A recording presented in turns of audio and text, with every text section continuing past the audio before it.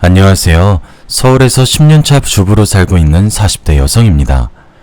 지난 10년간의 결혼 생활을 돌이켜보면 참 우여곡절이 많았네요. 이런 게 결혼 생활인가 싶은 찐한 회의감이 들어서 전부 내려놓고 싱글로 돌아가고 싶은 마음이 굴뚝 같았습니다. 하지만 어쩌다 보니 이혼하지 않고 여기까지 왔네요. 지금까지 결혼 생활을 하면서 저를 몹시 괴롭혔던 남자가 한 명 있습니다. 여러분들은 당연히 남편일 거라고 생각하시겠죠. 하지만 그 남자는 남편이 아니라 남편의 아버지였습니다. 저는 시아버지 때문에 지옥 같은 경험을 여러 번 하게 되었는데요. 여러분들도 고부 갈등은 많이 들어보셨거나 경험해 보셨을 겁니다. 하지만 시아버지와 며느리의 갈등인 구부 갈등은 생소하실 텐데요. 도대체 어떤 일이 있었는지 한번 들어봐 주시길 바랍니다. 제게는 고등학교 때부터 친하게 지내는 단짝 친구가 한 명 있었습니다. 정말 착하고 마음이 여린 친구였죠. 너무 얌전하고 조용해서 이름도 모르고 있다가 1학년 때 짝꿍이 되면서 소진이의 이름을 알게 되었습니다. 친해지고 보니까 소진이는 항상 웃는 얼굴로 친구들을 대했고 애들이 싫어하는 일이 생기면 언제나 소진이가 먼저 나서더라고요. 제가 정말 소진이를 좋게 본 날이 있었습니다. 바로 학교 강당 청소당번을 정하는 날이었는데요. 선생님께서 봉사 시간을 줄 테니 봉사하고 싶은 사람은 손을 들라고 했죠. 자, 저번에 말한 거 기억하고 있지? 봉사 시간 줄 거니까 학교 강당 청소할 사람 손 들어봐. 밤마다 한 명이면 돼. 이번엔 누가 할래? 저희 학교는 대강당에서 발표회를 할 때마다 강당을 청소하고 꾸밀 학생을 한 명씩 뽑았어요. 하지만 그 일이 너무 힘들고 귀찮아서 봉사 시간을 준다고 해도 애들이 안 하려고 했죠. 그때 소진이가 손을 들어 지원했어요. 선생님, 제가 할게요. 그래, 역시 우리 소진이밖에 없어. 내가 너 때문에 산다. 너희들 소진이한테 고마운 줄 알아? 아니었으면 아무나 뽑아서 시켰으니까. 아니에요, 선생님. 애들한테 그러지 마세요. 선생님이 소진이를 칭찬하니까 소진이가 민망해하더라고요. 얼굴을 붉히면서 은근히 좋아하는데 그 모습이 재수없진 않았어요. 소진이는 늘 자기보다 친구들을 먼저 배려했거든요. 제가 체육 시간에 피구를 하다가 공에 맞은 적이 있었는데 양호실에 같이 가준 적이 있었거든요. 양호 선생님이 제 다리를 보고 병원에 가봐야 할 것 같다고 해서 조퇴를 하고 병원에 다녀왔습니다. 다음날 다리에 깁스를 하고 학교에 오니까 소진이가 그렇게 심하게 다쳤었냐고 걱정해 주더라고요. 너 집도 먼데 어떻게 등교하는 거야? 부모님이 데려다 주셨어? 아니, 엄마 아빠 두 분 다 출근해야 해서 그냥 내가 버스 타고 왔어. 너무 힘들어서 다음엔 택시 타야 할 것 같아. 헐, 그럼 내일부터 내가 네 집으로 갈게. 혼자 택시 타기도 어려울 텐데 내가 도와줄게. 정말? 고마워. 안 그래도 되는데. 소진이랑 엄청 친한 사이도 아니었는데 진짜로 집까지 찾아와서 가방을 들어주고 부축해주니까 감동이었습니다.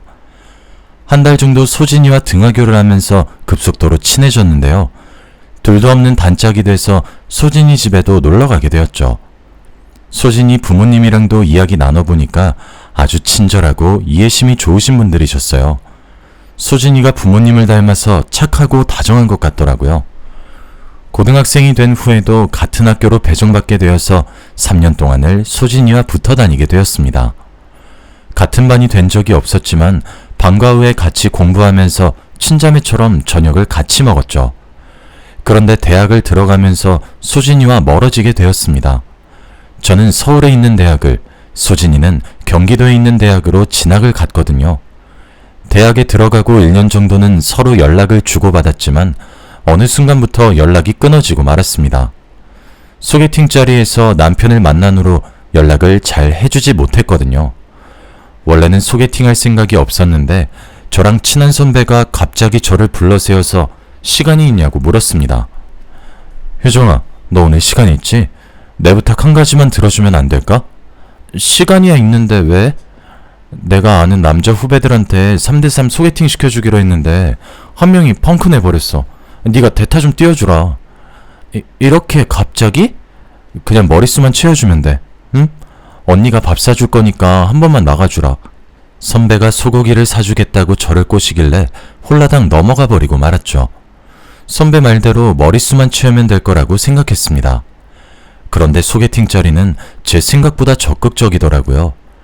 카페에서 모이자마자 통성명을 하고 소지품 같은 걸 내놓게 하더니 동전, 지갑, 립스틱 같은 걸로 짝을 짓게 만들었습니다. 저는 가방에 있던 립스틱을 내놓았는데 남편이 3가지 물건 중 립스틱을 선택했습니다.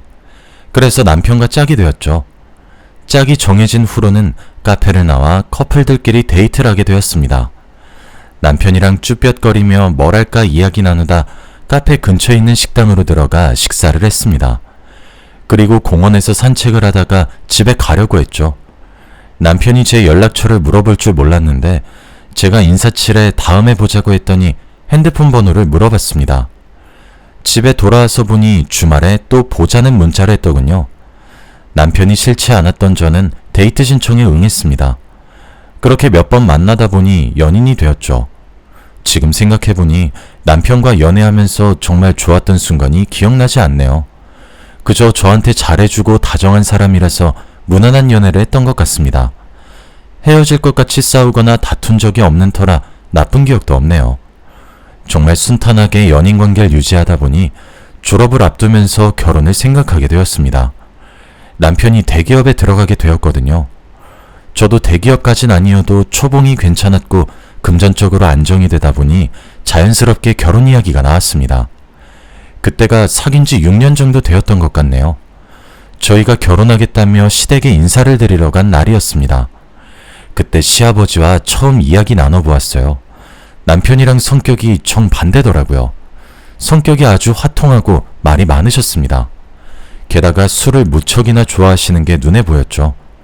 저보고 주량이 얼마나 되냐고 물어보더니 다짜고짜 술을 권했습니다. 아버님, 저 술 못해요. 이렇게 많이 따라주지 마세요.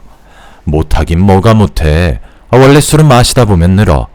몸에 좋은 술이니까 쭉 마셔봐라. 이거 도수 높은 술 아닌가요? 제가 취해서 실수할까봐 걱정돼서 그런데 다음에 마시면 안 될까요? 실수? 그런 거 보려고 먹이는 거 아니야? 어서 한 잔 받아. 어른이 주면 그냥 받아 마셔야지. 뭔 말이 그렇게 많아? 네, 알겠습니다.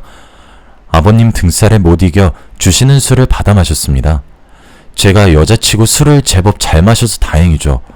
시아버지께서 계속해서 술을 따라주시는데 하마터면 정신을 잃고 쓰러질 뻔했습니다. 토할 것 같다고 거절해도 아버님께서 고집을 피우셨죠. 뭐? 토하고 싶다고? 엄살은? 술은 원래 마시면서 배우는 거야. 얼른 마셔.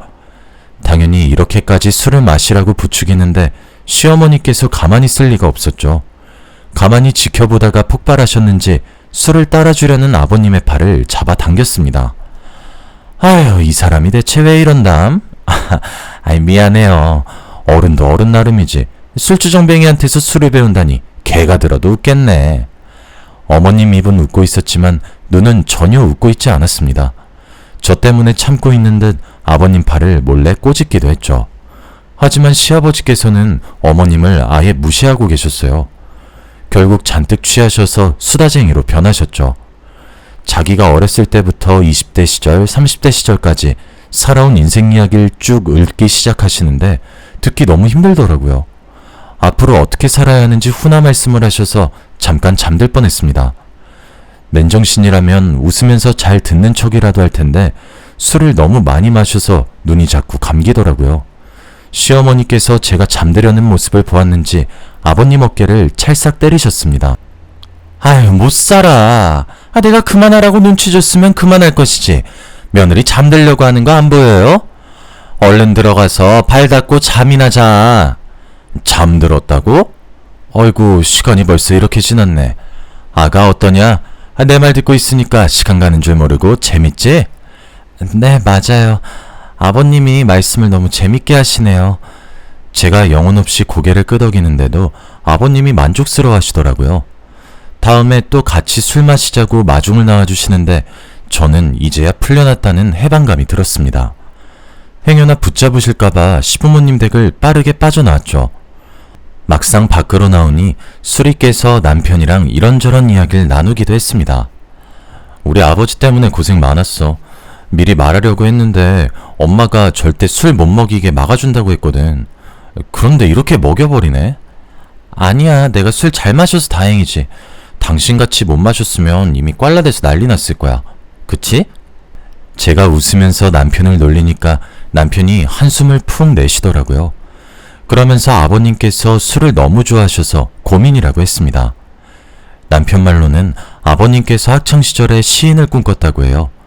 문예 창작과를 지원하려고 했지만 집안에서 반대해 포기했다고 합니다. 대신 경영학과에 지원해 학내 문학동아리에서 활동하면서 시인이 되겠다는 꿈은 계속해서 키워나갔다고 하는데요. 그 동아리에서 시어머님을 만나 결혼하게 되었대요. 이 이야기를 어머님께서도 똑같이 해주더라고요. 뭐? 시인? 준민이한테 들었니? 네 시아버지는 평생 시인 못 될 거다. 술 때문에 인생을 망친 사람인데 뭘 할 수나 있겠니? 나도 작가가 되고 싶어서 동아리에 들어갔는데 글 쓰는 동아리가 아니라 술 먹는 동아리 같더라. 작가가 되겠다는 인간들이 모여서 맨날 술만 퍼마시는데 글이 써지겠니? 어머님 말을 들어보니 시아버지께서 대학 동아리에서 만난 선후배들이랑 매일 술을 마셨던 것 같습니다. 술이 들어가면 말이 많아지는 건 기본이고 갑자기 생각지도 못한 문제를 만들어내기도 했어요.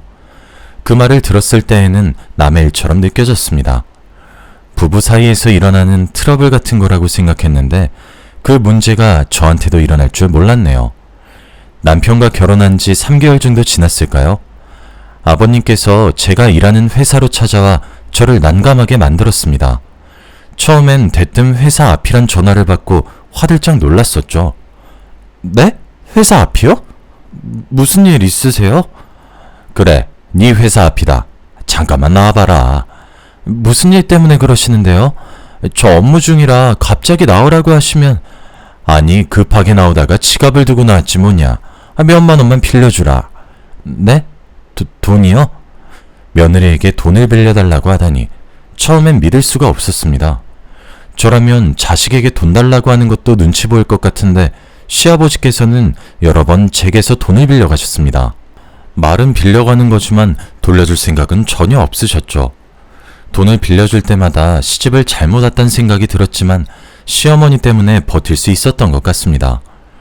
보통 어머님들이라면 아직 아이 가질 생각이 없다고 말하자마자 도대체 언제 낳으려고 그러냐고 바가지를 긁었을 겁니다. 하지만 저희 어머님은 애 낳으라고 독촉하지도 않고 저한테 잔소리하지도 않았습니다. 게다가 아버님이 선을 넘을 때마다 어머님께서 막아주셨으니까요. 어머님 덕분에 결혼 생활은 순탄하게 흘러갔습니다. 시어머니 몰래 제 회사를 찾아와서 돈을 달라고 요구하는 아버님만 아니면 그닥 고민거리도 없었습니다. 그러던 어느 날 평소처럼 회사 일을 하다 소진이를 만났습니다. 제가 다니는 회사는 화장품 유통을 전문으로 하는 업체였거든요. 서울 지역의 주요 매장들을 관리하려고 직접 방문하던 날이었습니다. 이번에 새로 연 H지점 매점으로 현황 파악하러 갔더니 뜻밖의 인물과 마주하게 되었습니다. H지점 매장 사장이 바로 소진이었거든요. 소진이도 저를 보고 놀랐는지 잠시 할 말을 잃었다가 제 이름을 불렀습니다. 제가 맞다는 걸 알고 저를 끌어안고 기뻐했죠. 세상에, 이게 얼마만이야? 그동안 어떻게 지냈어? 그냥저냥 지냈지. 우리 고등학생 때 보고 안 봤지? 안 본 지 거의 10년은 된 것 같다. 그래, 10년은 됐지. 내가 갑자기 번호가 바뀌는 바람에 연락을 못했네. 나도 SNS 찾아봤는데 안 보이더라. 너 동창 모임 같은 데도 안 나가는 것 같더라? 이제부터 자주 만나면 되지. 우리 퇴근하면 술 한잔 할까? 그동안 어떻게 지냈는지 이야기해야지. 그날 퇴근하고 소진이 매장 근처에서 술 한잔하며 회포를 풀었습니다. 소진이가 운영하는 화장품 매장은 제 회사와 멀지 않아서 자주 만나서 놀 수 있었어요. 퇴근하고 별일 없으면 소진이네 매장에 가서 일을 도와준 적도 있었죠. 그러다 같이 밥도 먹고 커피도 마시면서 이런저런 이야기를 나누었는데요. 그러다 남편도 소진이를 만나게 되었어요. 그날은 소진이와 단둘이서 술을 마신 날이었는데요. 5개월 만난 남자친구와 헤어졌다면서 소진이가 무리해서 술을 마시는 바람에 저도 생각보다 많이 마시게 되었습니다. 소진이 삼촌 소개로 만난 남자인데 그 남자가 갑자기 이별을 통보했다는 거 있죠. 알고 봤더니 소진이 말고 다른 여자와 양다리를 걸치면서 저울질하다가 소진이를 버린 것이었습니다. 게다가 그 남자는 다음 달에 결혼한다는 소문을 들었다니까 저까지 화가 나서 술을 들이부을 수밖에 없었죠. 그날 저희 둘이서 먹은 술병이 4병이나 됐습니다. 저는 잘 마셔서 멀쩡했지만 소진이는 술도 못 마시는데 무리하는 게 보였습니다. 이러다 집 못 가는 거 아닌가 싶었는데 다행히 남편에게 전화가 왔습니다. 여보세요? 당신 야근한다면서 퇴근했어? 지금 집인데. 당신 지금 어디야? 소진이랑 같이 술 마시고 있어. 밤 12시가 넘었는데 집은 어떻게 오려고 그래? 택시 타려고 했는데 당신이 데리러 오면 안 돼? 소진이가 생각보다 많이 취해서 내가 어떻게 못할 것 같아. 아유, 못 살아. 알겠어, 지금 갈게. 야근하고 온 남편에게 데리러 오라고 하는 게 미안했지만 저도 취해서 소진이를 부축할 힘이 부족할 것 같았습니다. 그래서 우선 소진이에게 술잔을 빼앗고 물부터 먹였죠. 많이 취했으니 술 대신 음료수를 시켜서 먹고 있을 때였습니다. 남편이 제가 문자로 알려준 주소를 보고 금방 찾아왔더군요. 문을 열고 들어오더니 두리번거리다가 제가 있는 테이블로 걸어왔습니다. 술을 얼마나 마셨길래 취했다고 그래. 내일 출근 어떻게 하려고? 에이, 내가 알아서 할게. 나 술 금방 깨는 거 알고 있잖아. 아, 맞아. 여긴 내 동창 소진이. 소진아, 인사해. 내 남편이야. 안녕하세요. 가영이한테 많이 들었어요. 안 그래도 우리 남편이 낯을 가리는데 술기울 때문에 얼굴을 잔뜩 붉히고 배시시 웃으면서 말하는 소진이를 더 어색해 하더라고요. 그래도 남편이 소진이를 데려다 주는 길에 이런저런 대화를 하면서 친해진 게 눈에 보였습니다. 사이가 제법 가까워졌는지 남편이 소진이 안부를 물어볼 때도 있고 소진이가 남편의 안부를 물어볼 때도 있었죠. 그쯤에 저는 계획에도 없던 아들이 생겨서 직장 생활을 계속해야 할지 고민하고 있었습니다.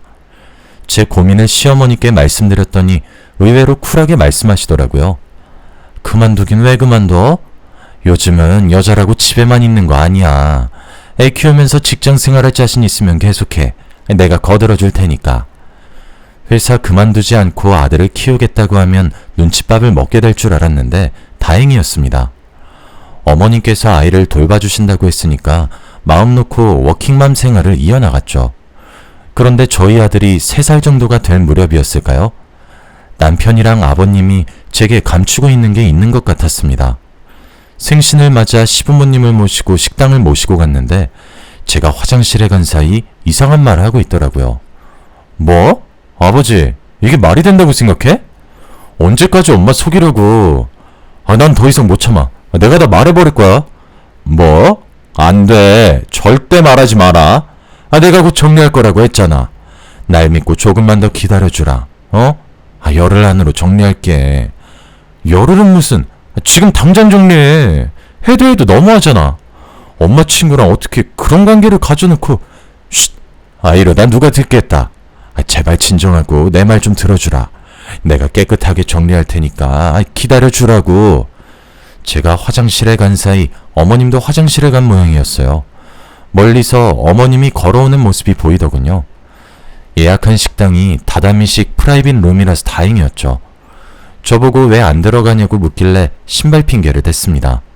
그러면서 일부러 크게 소리내며 신발에 껌이 묻은 것 같다고 둘러댔는데요.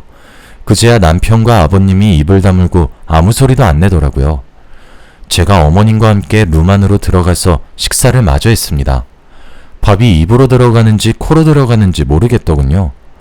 얼른 식사 자리를 끝내고 남편에게 무슨 일이 있었는지 물어볼 생각만 있었습니다. 그래서 시부모님과 헤어지자마자 남편을 붙잡고 물어봤죠. 당신, 아버님이랑 무슨 일 있었어?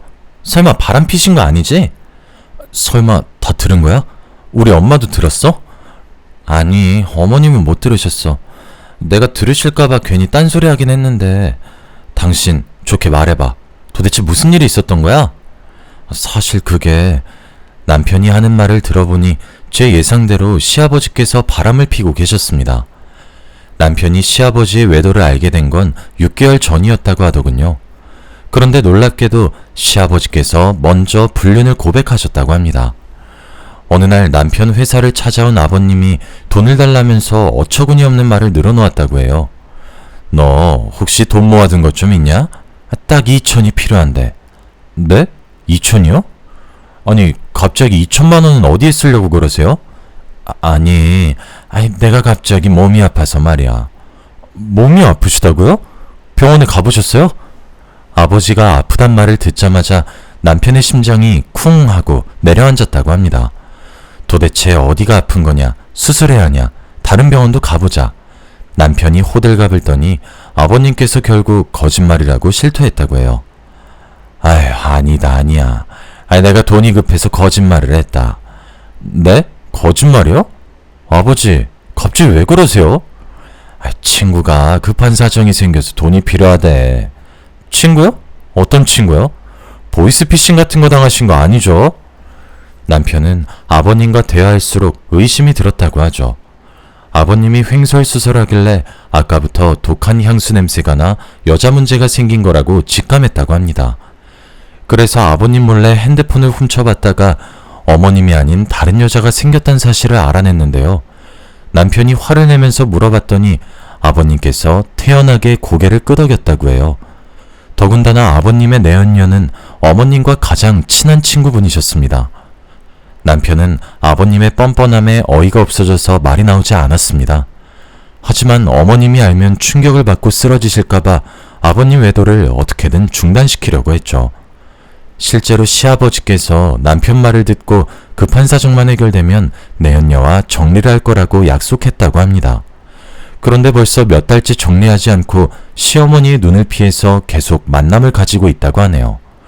며느리인 저도 화가 나는데 남편이 화를 내는 건 당연한 일이었어요. 아버님이 내연녀를 만나다가 또 걸리자 남편이 소리를 지르면서 난리를 쳤습니다. 아버지, 나랑 끝내기로 약속했잖아. 도대체 왜 그러는 건데? 진짜 엄마가 알면 충격받고 쓰러질지도 몰라. 그러니까 제발 이러지 말자. 이번이 마지막 기회야. 이번에도 약속 안 지키면 정말 가만히 안 있을 거야. 아버님이 이번에도 알겠다는 대답을 내놓았습니다. 왠지 모르게 아버님이 저희를 무시하고 계속해서 불륜을 저지를 것 같더군요. 시아버지의 내연녀가 다른 사람도 아니고 시어머니의 친구분이신데 부디 아버님께서 정리를 하시길 바랬습니다. 게다가 아버님께서 어머님께 잘 못하시는 것도 아니었으니까요. 두 분이 다정하게 이야기 나누는 모습을 볼 때마다 어떻게 해야 하나 속으로 갈등하는 시간이 늘어나고 있었습니다.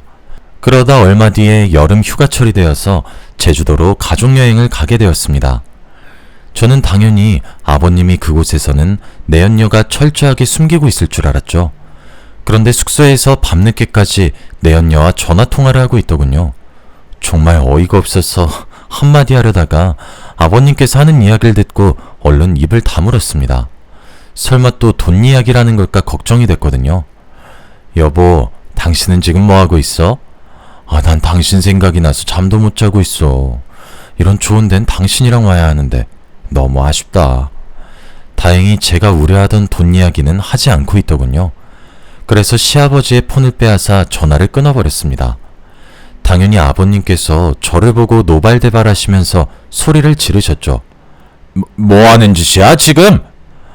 아버님, 도대체 왜 이러세요?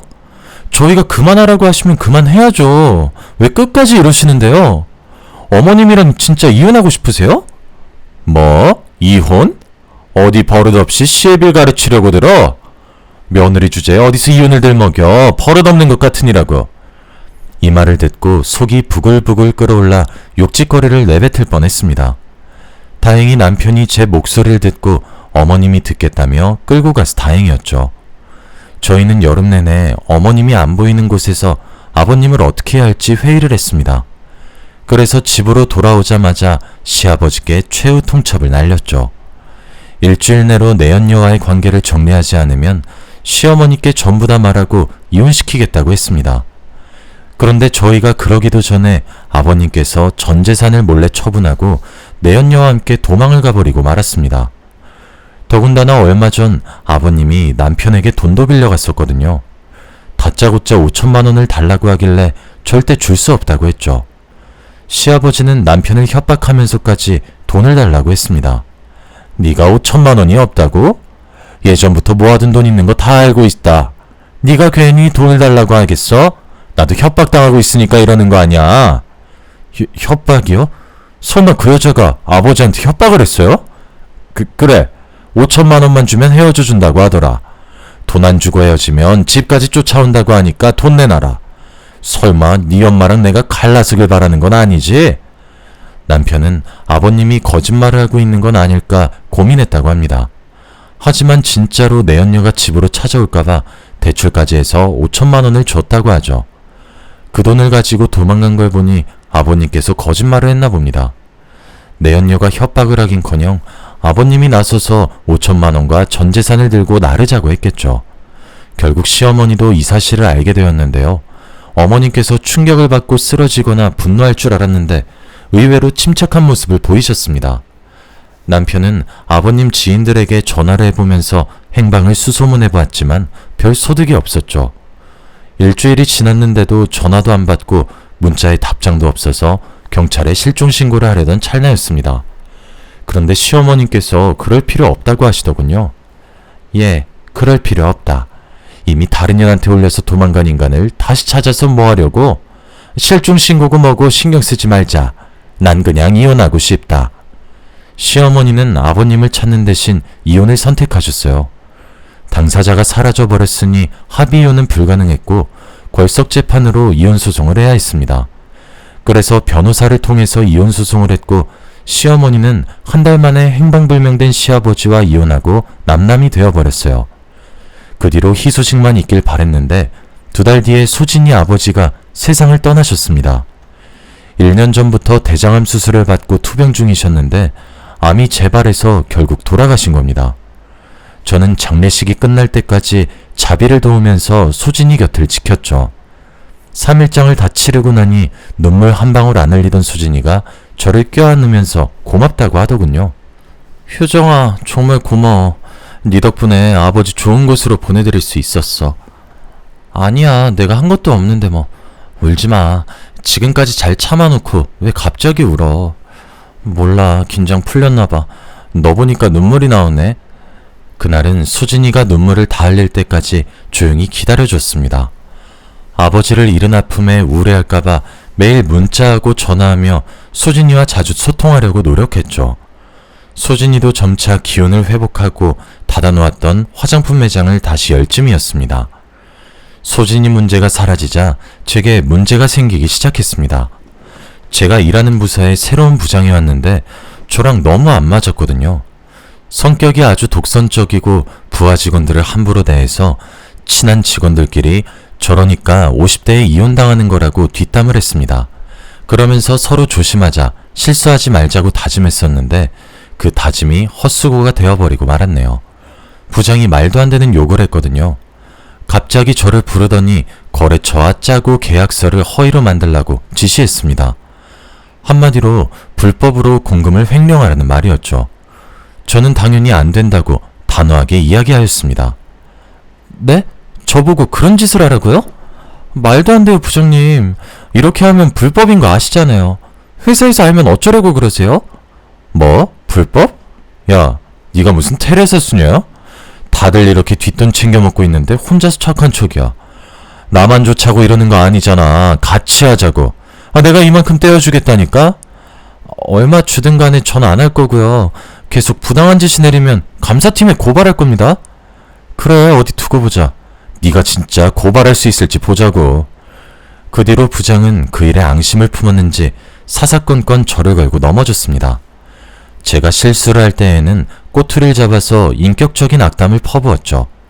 실수하지 않고 완벽하게 한 날에는 다른 여직원들에게 가서 제 뒷담화를 했습니다. 저와 가까이 지내지 말라는 경고까지 하며 저랑 친한 직원들에게 신경질적으로 대했죠. 덕분에 저는 혼자가 되어버리고 말았습니다. 그날도 회의록을 기록하라는 지시를 받고 핸드폰을 녹음해 두었는데요.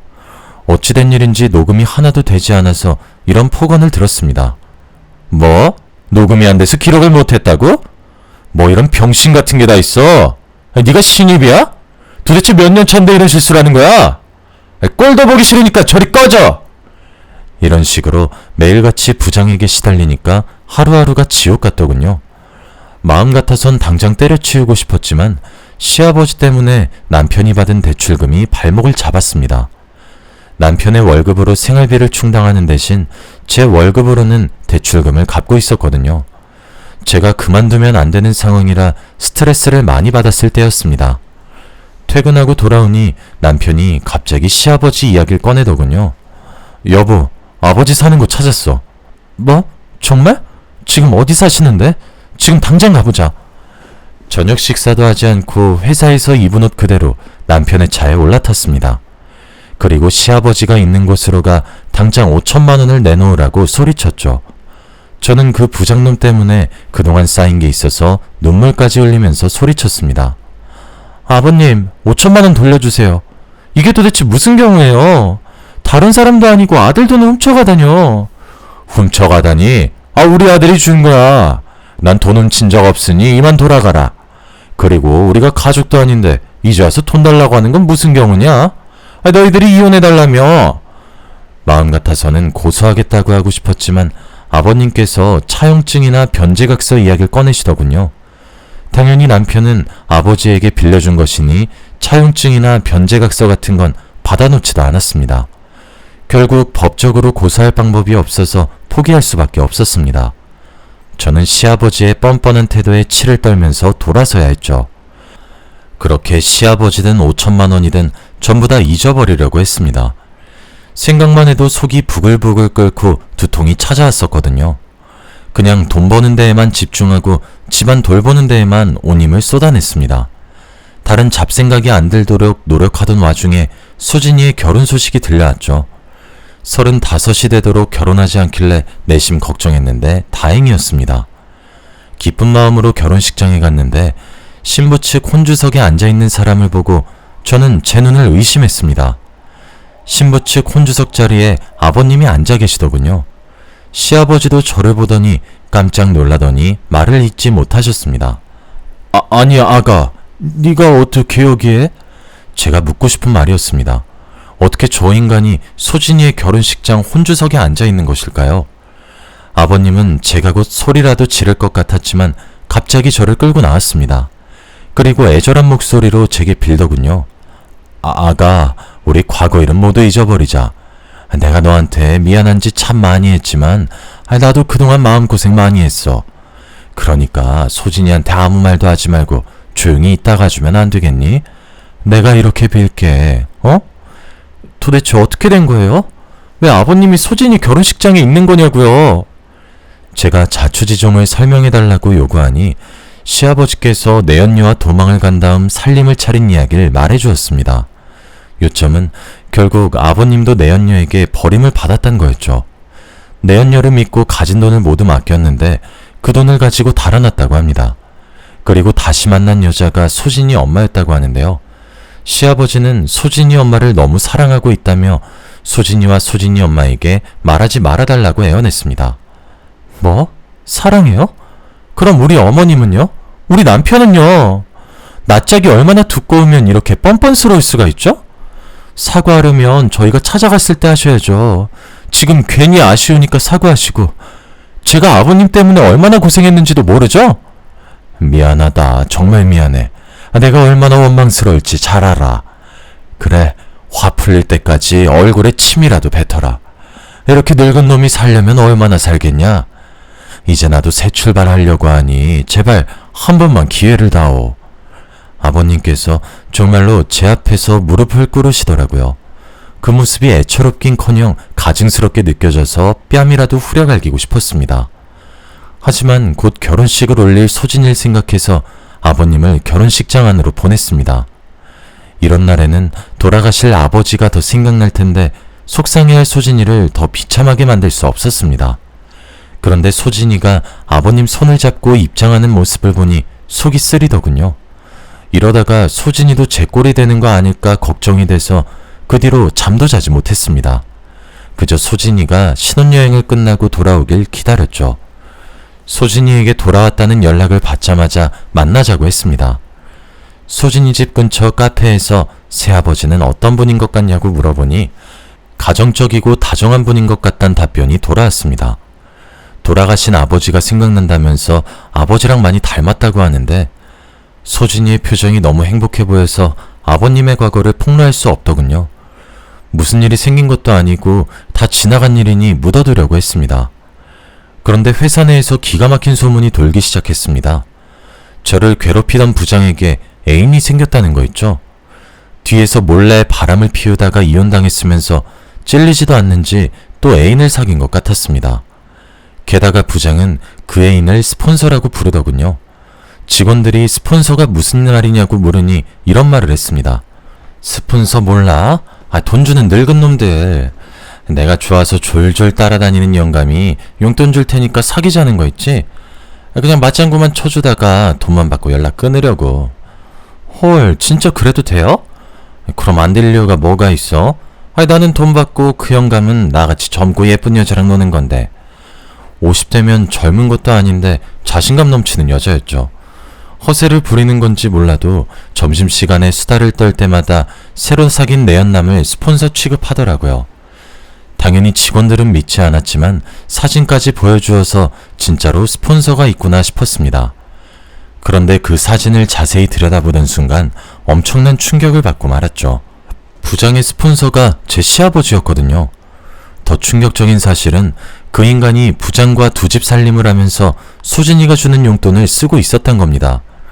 소진이 때문에 봐줬더니 저 몰래 또 이런 짓을 저지르고 있었다니 이번에는 절대 참을 수 없었습니다. 저는 몸이 아프다고 조퇴를 한 후 모든 사실을 소진이에게 털어놓았죠. 소진이는 제가 오자마자 충격적인 말을 내뱉자 멍한 표정을 짓고 있었습니다.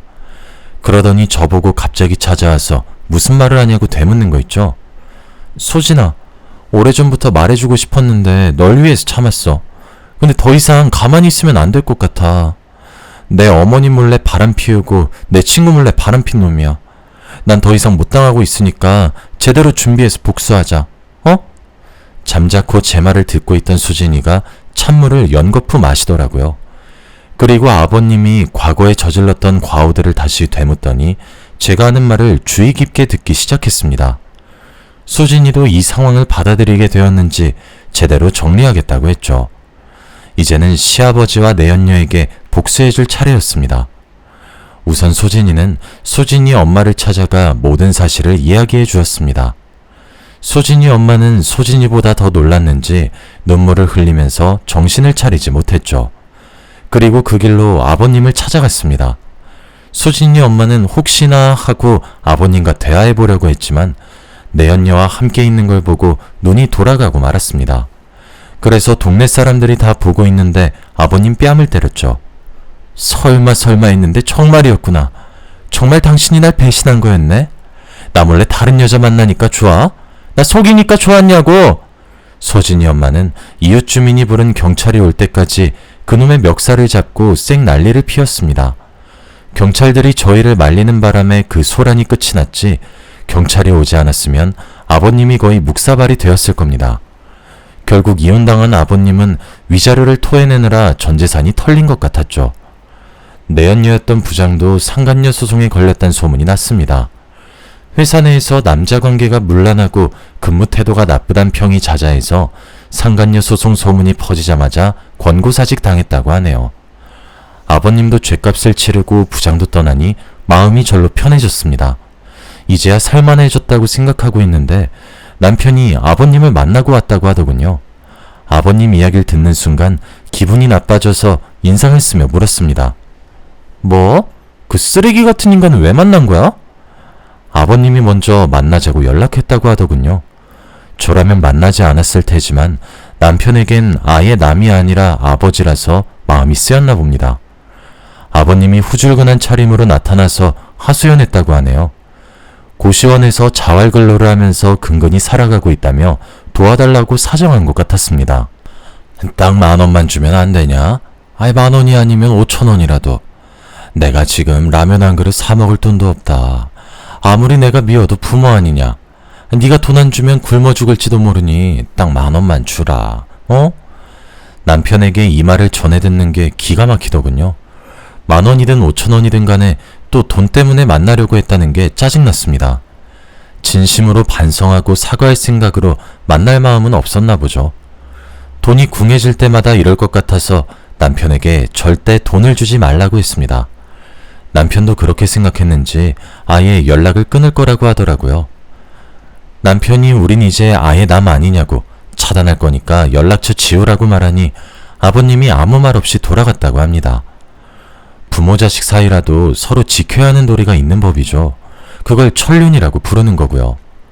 하늘이 정해준 도리를 지키지 않으면 아무리 핏줄로 이어진 사이라고 해도 원수지간이 될 수 있다고 생각합니다. 여러분들은 부디 이런 일 없이 부모나 자식된 도리를 다하면서 살아가시길 바랍니다. 여기까지 사연 들어주셔서 감사합니다.